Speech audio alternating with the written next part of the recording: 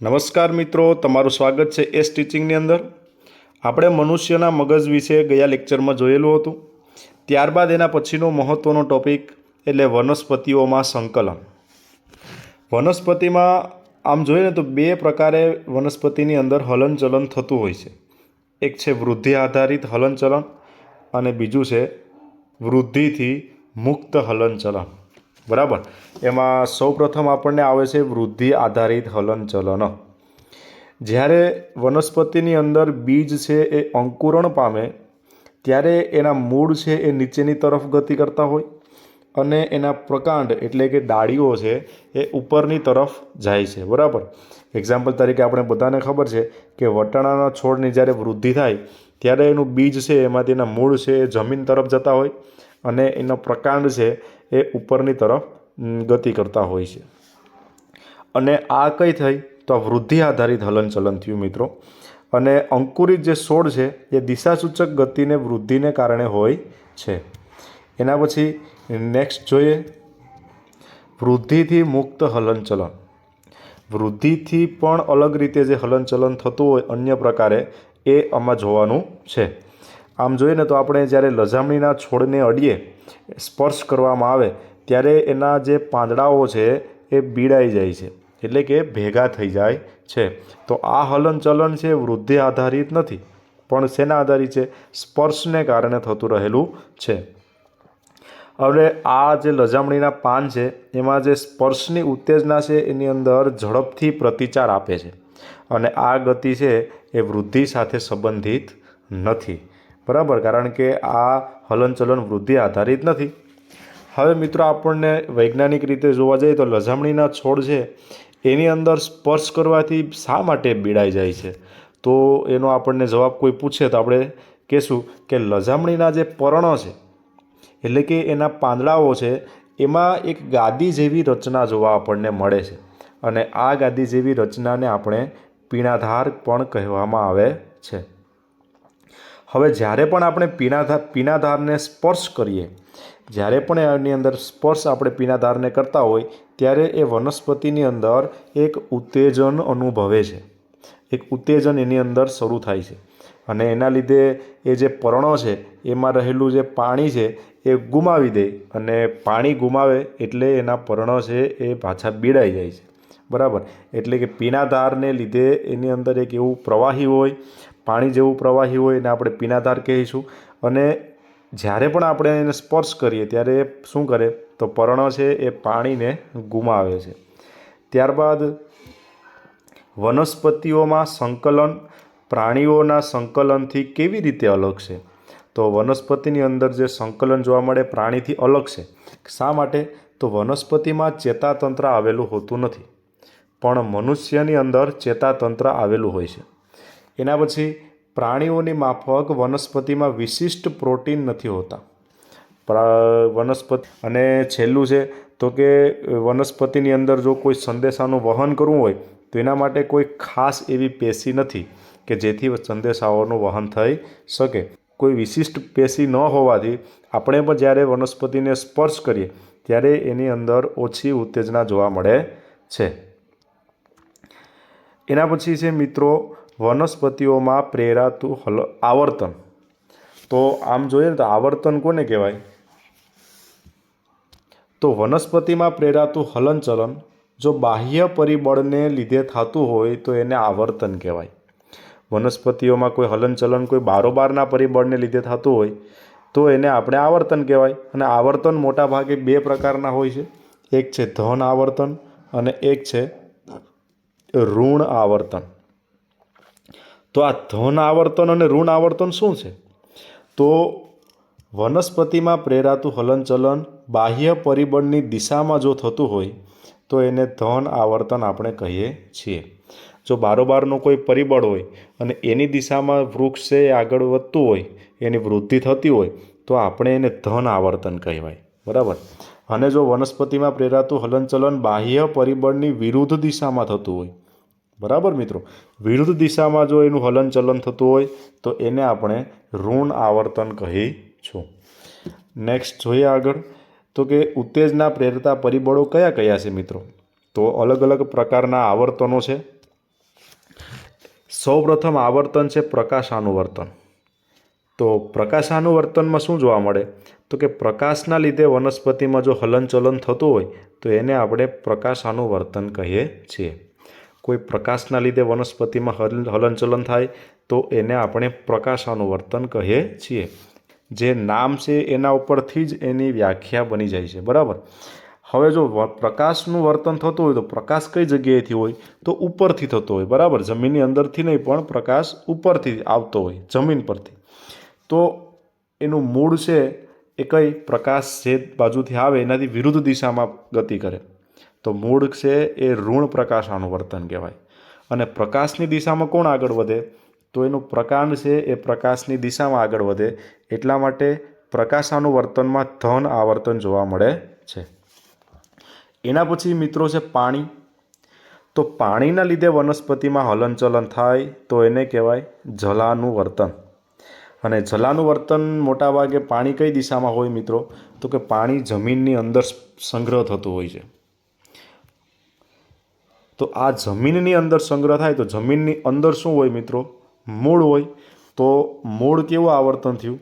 તો મૂળ છે એ ધન આવર્તન થયું. અને પાણી છે એ જમીનમાં હોય તો જમીનથી વિરુદ્ધ દિશામાં કોણ ગતિ કરે? પ્રકાંડ કરે. તો પ્રકાંડનું આવર્તન કેવું થયું મિત્રો? ઋણ આવર્તન થયું કહેવાય. એટલે પાણીના લીધે જો વનસ્પતિમાં હલનચલન થતું હોય તો એને કહેવાય જલાનુવર્તન. એના પછી 3 નંબર છે ગુરુત્વ આકર્ષણના લીધે આવર્તન. તો અહીં જોઈશું મિત્રો તો કે અહીંયા ગુરુત્વ આકર્ષણના લીધે જો કોઈ વનસ્પતિમાં હલનચલન થતું હોય તો એને આપણે કહીશું ગુરુત્વ આકર્ષણનું અથવા તો ભૂ આવર્તન કહે છે. ગુરુત્વ આકર્ષણના લીધે કોઈ હલનચલન થાય તો એને આપણે કહીશું ભૂ આવર્તન. બરાબર. અથવા તો ગુરુત્વ આકર્ષણ આવર્તન પણ કહી શકીએ. એની અંદર જો મિત્રો તો મૂળ છે ને એ ધન આવર્તન દર્શાવે છે અને પ્રકાંડ છે એ ઋણ આવર્તન દર્શાવે છે. હવે તમે જોઈ શકો કે મૂળ શા માટે ધન? તો ગુરુત્વ આકર્ષણ નીચેની દિશામાં ખેંચાતું હોય તો એના મૂળ પણ વનસ્પતિના નીચેની દિશામાં જ આગળ વધવાના છે. તો મૂળ છે એ ધન થયું અને ગુરુત્વ આકર્ષણ નીચેની તરફ છે, પણ પ્રકાંડ છે એને કઈ દિશામાં ગતિ હોય? ઉપરની તરફ ગતિ હોય. તો એનાથી વિરુદ્ધ ગતિ થઈ તો એને આપણે કહીશું ઋણ ભૂ આવર્તન પણ કહી શકીએ. એના પછી છે રસાયણ. તો રસાયણના લીધે વનસ્પતિમાં જો કોઈ હલનચલન થતું હોય તો એને આપણે કહીશું રસાયણુવર્તન. બરાબર. એનું ઉદાહરણ છે પરાગનલિકામાં અંડક તરફ વૃદ્ધિ. તો આને આપણે કહીશું રસાયણુવર્તન.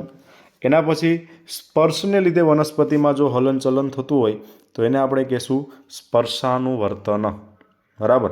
અને એની શેમાં જોવા મળે? તો વનસ્પતિના સૂત્રાંગોની અંદર સ્પર્શ અનુવર્તન જોવા મળે છે. તો મિત્રો અહીંયા આપણે જોયેલા અલગ અલગ આવર્તન છે.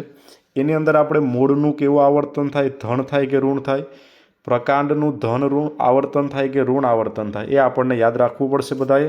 અને એની વ્યાખ્યા એકદમ બધી ઇઝી છે. બરાબર. ફરીથી કહી દઈએ. પ્રકાશના લીધે જો આવર્તન થતું હોય તો પ્રકાશાનુવર્તન કહેવાય. પાણીના લીધે વનસ્પતિમાં હલનચલન થતું હોય તો એને કહેવાય જલાનુવર્તન. ગુરુત્વાકર્ષણ કોને કહેવાય? તો કે ગુરુત્વાકર્ષણના લીધે વનસ્પતિમાં હલનચલન થાય તો એને કહેશું આપણે ભૂ આવર્તન. રસાયણના લીધે વનસ્પતિમાં હલનચલન થતું હોય તો એને કહેશું રસાયણુવર્તન. અને સ્પર્શના લીધે વનસ્પતિમાં જે હલનચલન થતું હોય તો એને કહેશું આપણે સ્પર્શાનુવર્તન. નેક્સ્ટ આગળ જઈએ મિત્રો.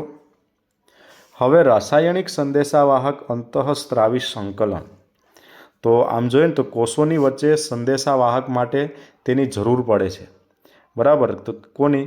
તો કે સંદેશાવાહક અંતઃસ્ત્રાવીની. અંતઃસ્ત્રાવી છે એ ધીમી પ્રક્રિયા છે.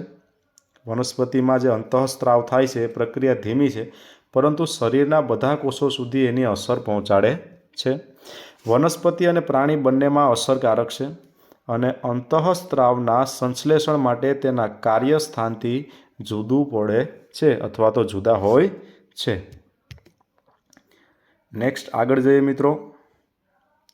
એના પછી છે વનસ્પતિઓની અંદર અંતઃસ્ત્રાવો. તો વનસ્પતિની અંદર આમ જોવા જઈએ તો આપણે 2 અંતઃસ્ત્રાવ જોવા મળે. એક છે વૃદ્ધિ પ્રેરક અંતઃસ્ત્રાવ અને એક છે વૃદ્ધિનો અવરોધક અંતઃસ્ત્રાવ. એક છે વૃદ્ધિ પ્રેરક અંતઃસ્ત્રાવ અને એક છે વૃદ્ધિનો અવરોધક અંતઃસ્ત્રાવ.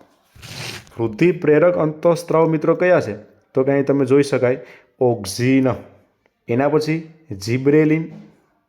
આ જિબ્રેલિન પણ કેવો અંતઃસ્ત્રાવ છે? વૃદ્ધિ પ્રેરક.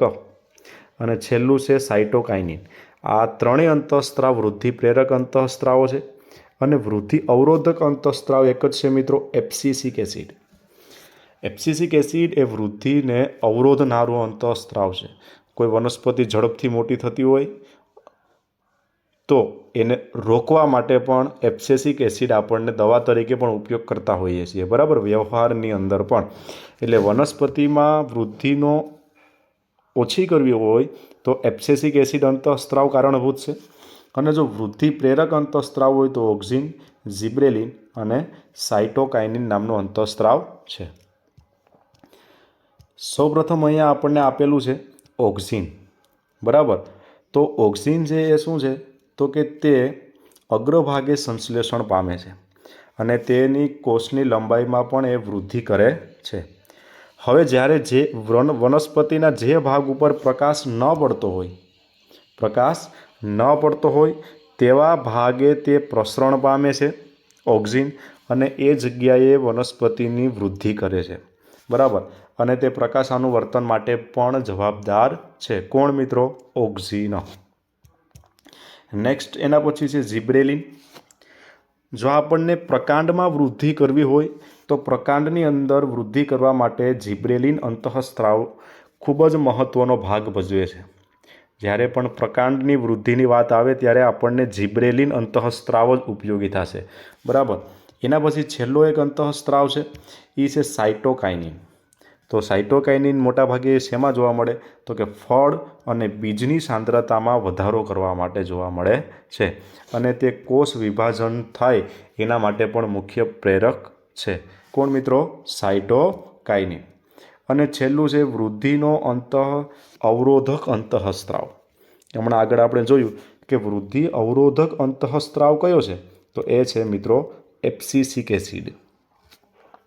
એબ્સિસિક એસિડ છે એ વનસ્પતિના વૃદ્ધિને અટકાવે છે અને તેની અસરથી જો વધુ એબ્સિસિક એસિડ વનસ્પતિમાં આવી ગયો અથવા ઉત્પન્ન થાય તો એના પર્ણો છે એ કરમાઈ જાય છે મિત્રો, અને વૃક્ષ છે એ સુકાઈ જાય.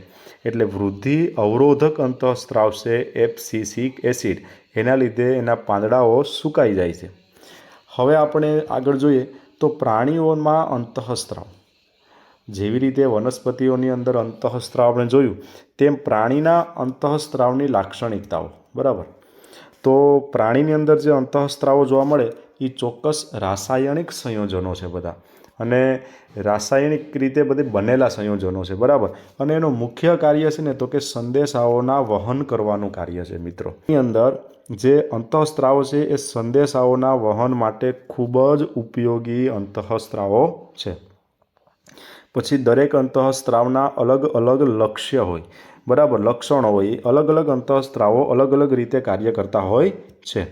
તેની ઉણપ અથવા તો વધારે પડતા જો અંતઃસ્ત્રાવ ઉત્પન્ન થતા હોય તો એમાં અનિયમિતતા સર્જાય છે. એટલે પ્રાણીઓમાં અંતઃસ્ત્રાવની મર્યાદા પણ નક્કી કરેલી છે. જો અંતઃસ્ત્રાવ ઘટે અથવા તો જરૂર પડતો વધી જાય તો એમાં અનિયમિતતા સર્જાય છે અને નુકસાનકારક છે. અહીંયા તમે જો તો મનુષ્યમાં અંતઃસ્ત્રાવી ગ્રંથિઓ, તો મુખ્યત્વે અંતઃસ્ત્રાવ ગ્રંથિ મિત્રો આપણા શરીરની અંદર મહત્ત્વની અંતઃસ્ત્રાવ ગ્રંથિ 5 છે. સૌપ્રથમ અંતઃસ્ત્રાવ છે પિટ્યુટરી ગ્રંથિ, અને પિટ્યુટરી ગ્રંથિને આમ તો વામનકાય ગ્રંથિ પણ કહેવામાં આવે છે.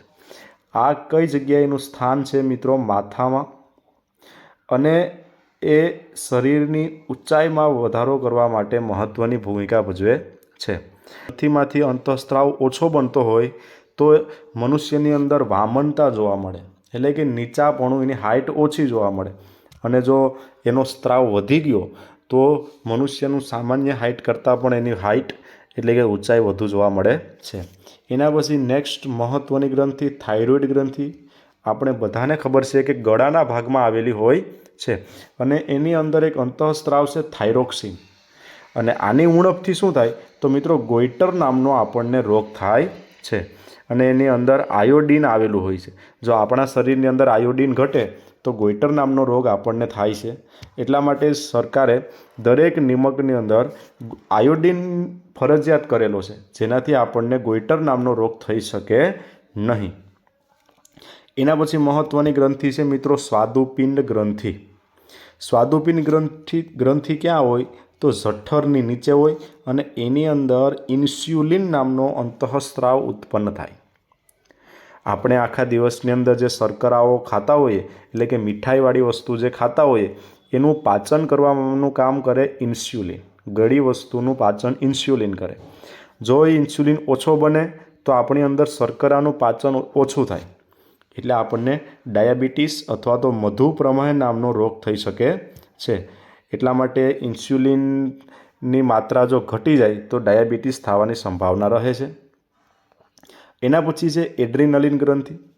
એડ્રીનલિન ગ્રંથિ આપણા મુખ્યત્વે કટોકટીના સમયે આ મદદ કરે છે. એટલે ઘણી વખત એક્ઝામમાં પણ પૂછાયેલું છે કે કટોકટીની ગ્રંથિ કઈ મિત્રો, તો એડ્રીનલ ગ્રંથિ છે. એનું સ્થાન છે તો કે મૂત્રપિંડના અગ્રભાગે આવેલી છે, અને આ ગ્રંથિ આપણને કટોકટી સમયે આપણા સંતુલન જાળવવામાં મહત્ત્વનું કાર્ય કરે છે. અને છેલ્લી એક ગ્રંથિ જનનપિંડ ગ્રંથિ. જનનપિંડ ગ્રંથિ નર અને માદા બંનેમાં અલગ અલગ હોય. જો નર હોય તો એની અંદર શુક્રપિંડ જોવા મળે, અને માદા હોય તો એની અંદર અંડપિંડ જોવા મળે છે. અને આ શુક્રપિંડ નરમાં ક્યાં હોય, વૃષણ કોથળીમાં, અને માદાની અંદર ઉદર ગૃહામાં જોવા મળે છે. પુરુષ હોય અથવા તો નર હોય તો એમાં ટેસ્ટોસ્ટેરોન જોવા મળે, અને સ્ત્રીઓની અંદર એટલે કે માદાઓની અંદર ઇસ્ટ્રોજન અને પ્રોજેસ્ટ્રોન આવેલા હોય છે. તો આપણને કોઈ પૂછે કે ઇસ્ટ્રોજન અને પ્રોજેસ્ટ્રોન શેમાં હોય મિત્રો, તો માદામાં, અને ટેસ્ટોસ્ટેરોન છે એ નરમાં આવેલા હોય છે. જો મિત્રો તમને અહીંયા આકૃતિની અંદર પણ વ્યવસ્થિત રીતે બંને આકૃતિઓ દર્શાવેલી છે મિત્રો. ઉપરની આકૃતિ છે એ નરની છે, એટલે કે પુરુષની આકૃતિ છે. અહીંયા તમે જોઈ શકો ગળાના ભાગે થાઇરોઇડ ગ્રંથિ આવેલી છે.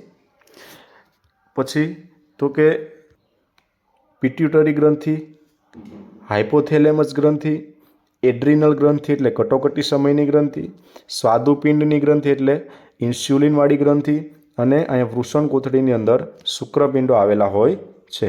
એવી જ રીતે સ્ત્રીઓની અંદર પણ જોઈ શકાય તો કે સ્ત્રીઓની અંદર પિટ્યુટરી ગ્રંથિ અહીંયા આપેલી હોય છે, થાઇરોઇડ ગ્રંથિ આ જગ્યા ઉપર આવેલી હોય છે, થાઇમસ ગ્રંથિ, સ્વાદુપિંડ તો ઇન્સ્યુલિન માટેનું હોય છે, એડ્રીનલિન એટલે કટોકટીની ગ્રંથિ મૂત્રપિંડ બાજુમાં આવેલી હોય છે, અને અંડપિંડ કેમાં આવેલા હોય મિત્રો, માદાઓની અંદર.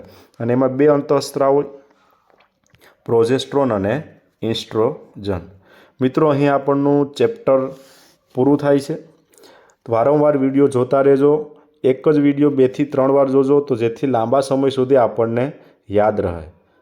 જો મિત્રો તમને અમારી ચેનલમાં સમજાતું હોય તો લાઈક કરો, શેર કરો, અને તમારા મિત્રોને સબસ્ક્રાઈબ કરાવો. Thank you.